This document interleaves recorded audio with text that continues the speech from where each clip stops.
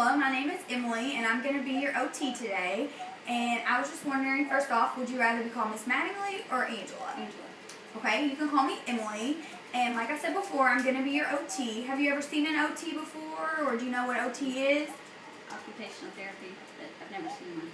Okay, well, as an OT, we can treat anybody of all ages, and we are concerned with how illness or injury affects you and your daily activities. And we just are concerned about getting you back to being able to perform those independently as possible, or with assistance or with assistive devices if needed.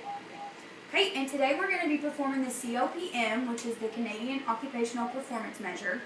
And that's just an evaluation for me to get to know you better and see the areas which you feel like you may need more help in with your daily routine, or how you're just feeling about your daily routine in general. Okay, so we're going to start out in the self-care portion first. And for personal care, which would be like dressing, bathing, or feeding, do you feel like you can do those all independently by yourself, or do you need help with that? Mostly need help with the shower. Getting in and out. I have a seat inside that I sit on. Okay.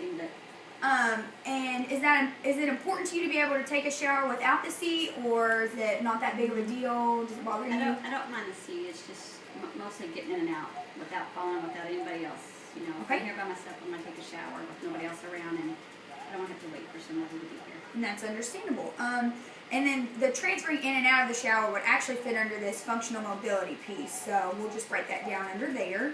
And then if you don't feel like you have any more issues with feeding or dressing or anything, what about for functional mobility, like transferring, and then just how you get around the house, indoor, outdoor?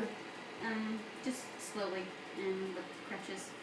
Okay, so do you feel like that's a balance issue maybe, or? Oh, yeah. I tend to run into the walls and corners and stuff sometimes. And if I go slower and pay attention to what I'm doing, it's better. But if I'm trying to go too fast, that's when I tend to fall.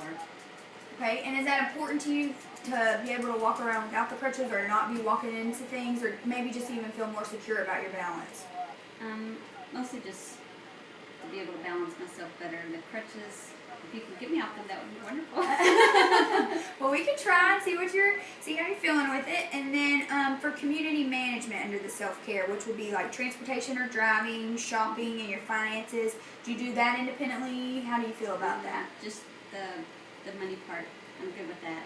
Okay. Pay bills and that kind of stuff, but I'm just starting to drive and just a little bit within, just the city limits. And you are restricted to driving the city limits by a doctor, or? Mostly by my husband. Okay. It's just because I've only driven a handful of times in the last year and a half, so it's kind of nervous.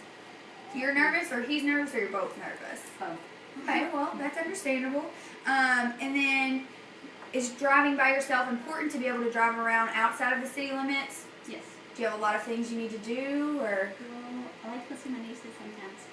And Yeah. I can't make my husband go as much, so yes. All right, well, we can help with that. Myself. Okay,